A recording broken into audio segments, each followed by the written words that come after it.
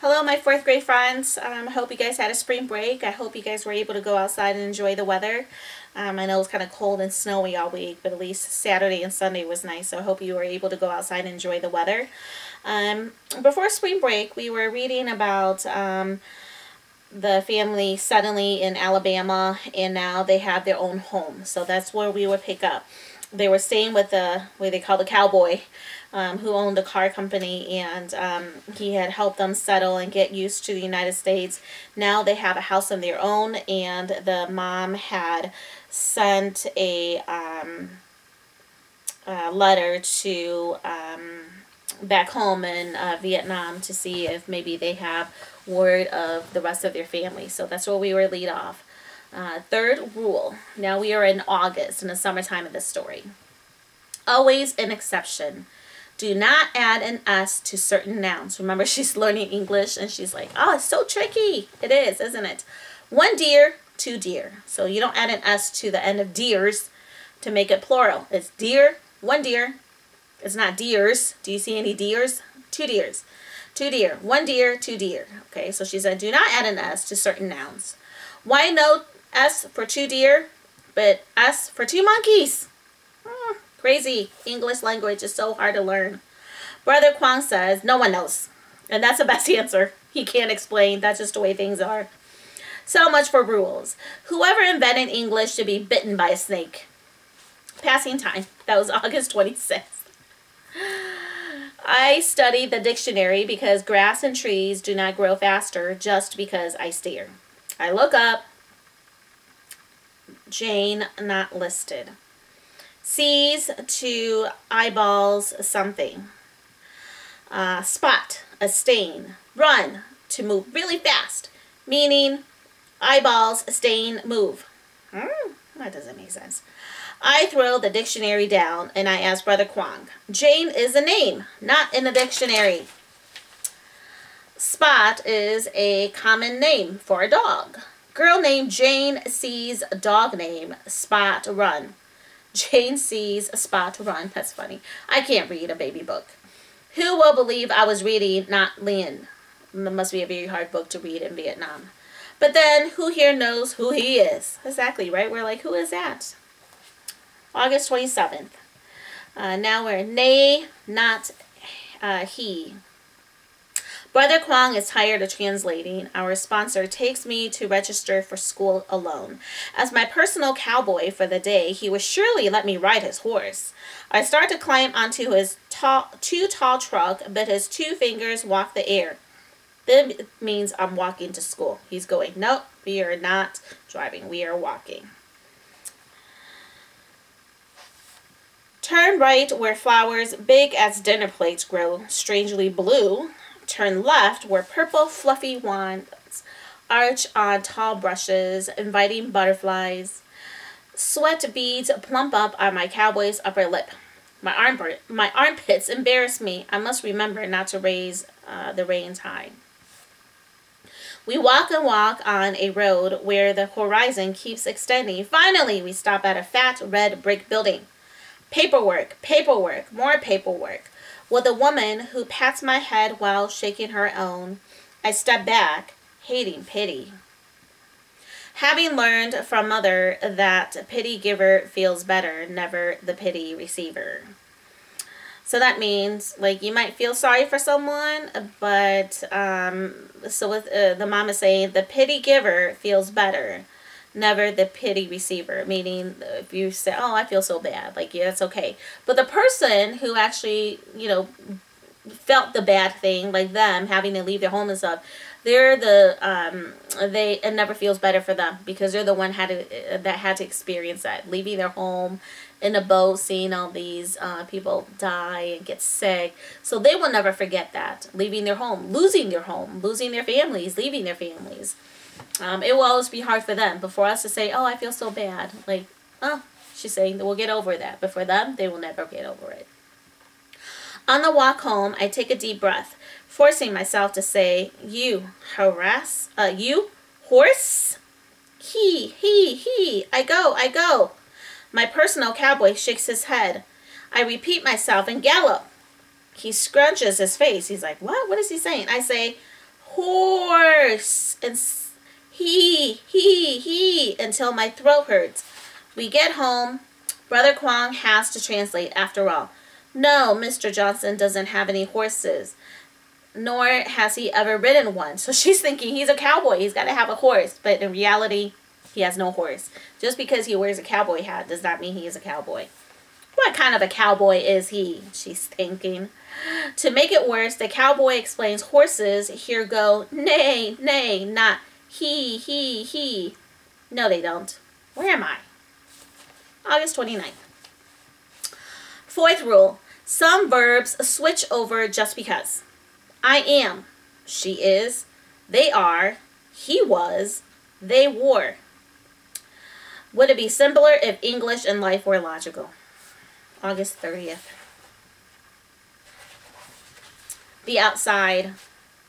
Starting tomorrow, everyone must leave the house. Mother starts sewing at a factory. Brother Kwong begins repairing cars. The rest of us must go to school, repeating the last grade left unfinished.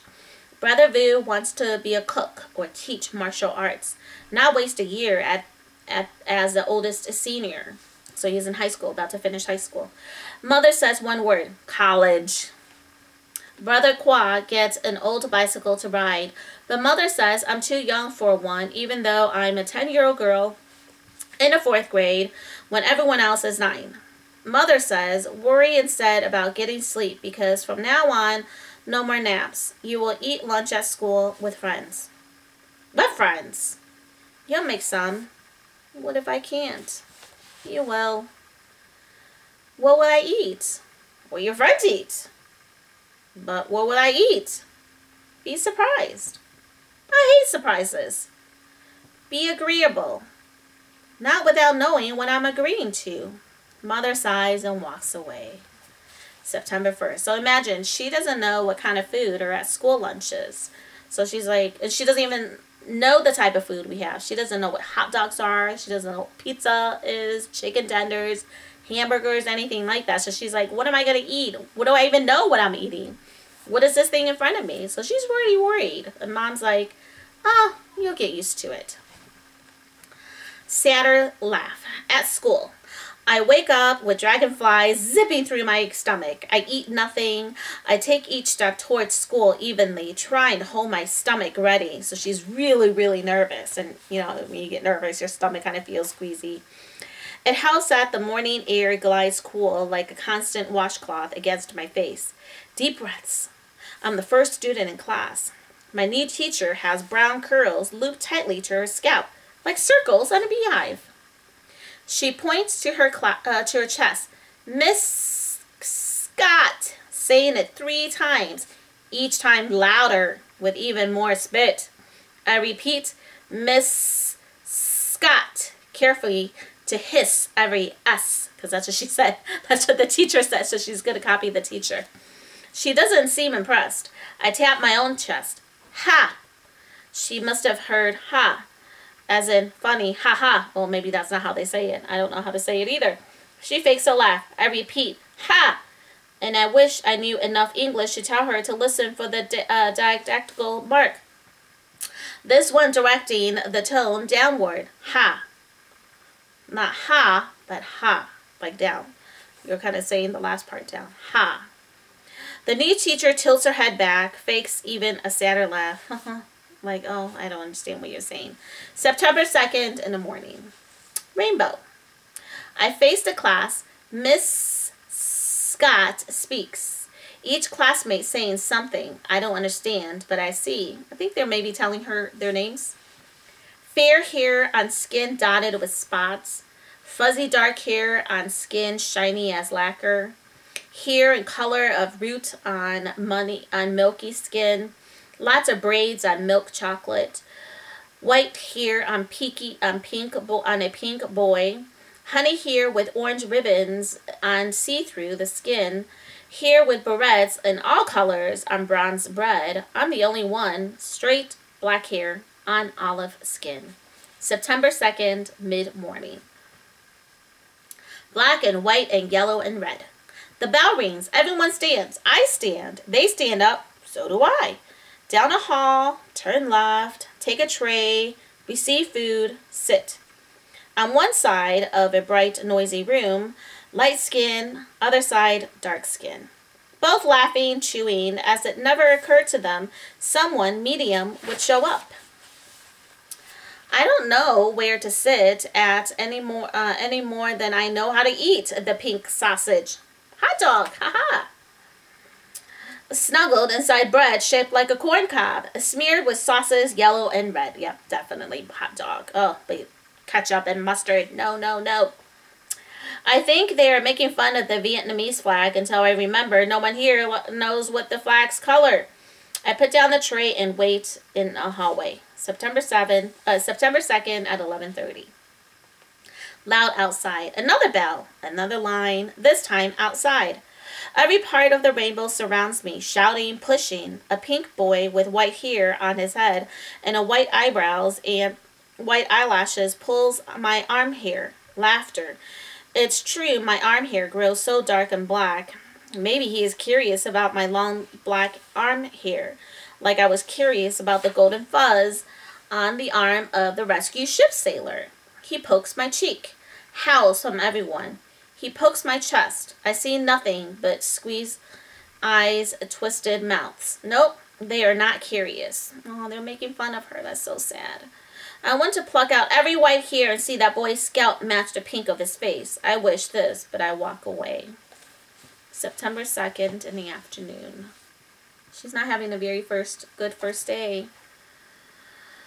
The pink boy, I laugh back. The pink boy and the two loud friends follow me home. I count each step to walk faster. I won't let them see me run. I count in English, forcing it to the front of my mind. I can't help but glance back. The pink boy shouts, showing a black hole where sharp teeth grow.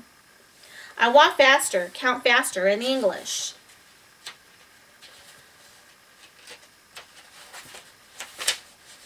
Not that I care to understand what Pink Boy says, but I have to if I'm to laugh back at him one day. September 2nd, after school. Quiet inside. Brother Qua is home, not talking. We sit together, shelling peanuts. I keep my day inside. Mother comes home with 2 fingers wrapped in white. The electric machine sews so fast. Oh, she got her fingers in the sewing machine.